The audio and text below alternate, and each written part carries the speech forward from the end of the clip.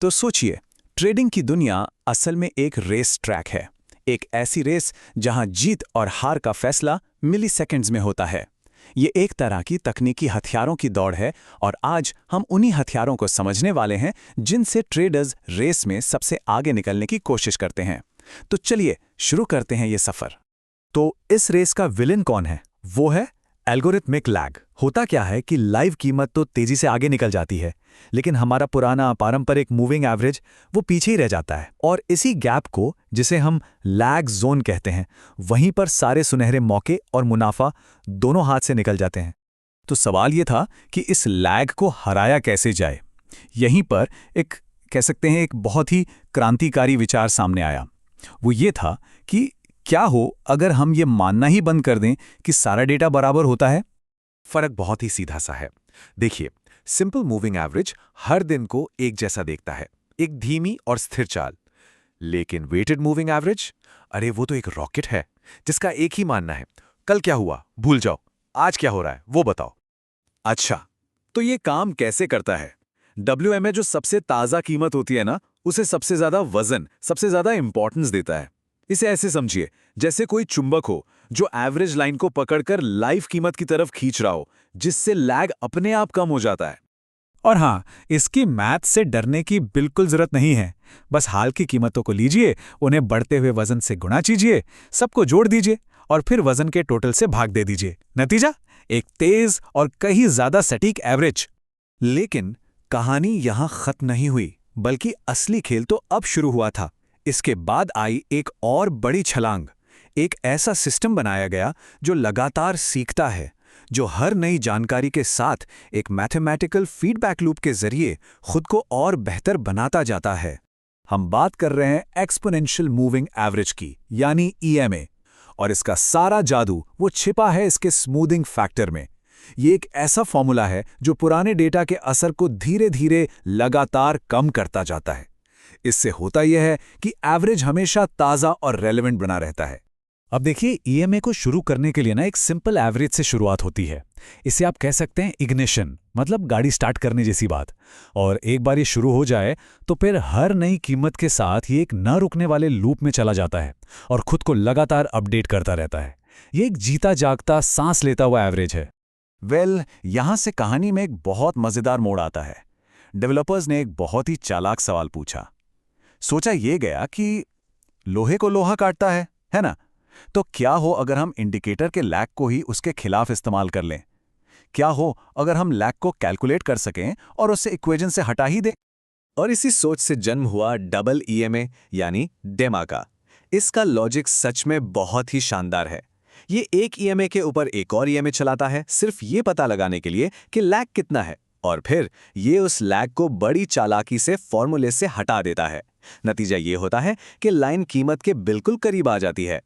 तो अब सवाल ये था कि अगर 2 EMAs इतना कमाल कर सकते हैं, तो क्या 3 EMA मिलकर लैग को लगभग खत्म ही कर देंगे? और यहीं से जन्म हुआ ट्रिपल EMA यानी TEMA का, जो लैग को कम करने की इस ट्रिक को उसकी गणितीय हद तक ले जाता है। इसे समझने का सबसे अच्छा तरीका है वो रशियन नेस्टिंग डॉल्स होती है ना, मैट्रियोश्का। बिल्कुल वैसे ही सोचिए। टीमा में एक EMA के अंदर दूसरा EMA और उसके अंदर तीसरा, और फॉर्मूला सबसे अंदर वाली यानी सबसे तेज लेयर्स को सबसे ज्यादा महत्व देता है ताकि लैग को कम से कम किया जा सके। और इसे सिस्टम में लागू करना भी कोई रॉकेट साइंस नहीं है। ये एक सीधी साधी कंप्यूटेशनल पाइपलाइन की तरह काम करता है। सिस्टम 3 अलग अलग EMA वैल्यूज को इनपुट की तरह लेता है, फॉर्मूला उन्हें प्रोसेस करता है और बदले में हमें मिलता है एक बेहद तेज सटीक आउटपुट। लेकिन रुकिए, सबसे तेज सिग्नल की खोज अभी खत्म नहीं हुई थी। ये खोज हमें एक आखिरी और शायद सबसे क्रांतिकारी समाधान तक ले गई। और इसके बनाने वाले एलन हल ने खुद इसके बारे में जो कहा वो कमाल है। उन्होंने कहा कि हल मूविंग एवरेज यानी HMA वो होली ग्रेल हासिल करता है जिसकी तलाश हर ट्रेडर को होती है। ये लैग को बहुत ज़्यादा कम कर देता है, लेकिन साथ ही लाइन की स्मूथनेस से कोई समझौता नहीं करता।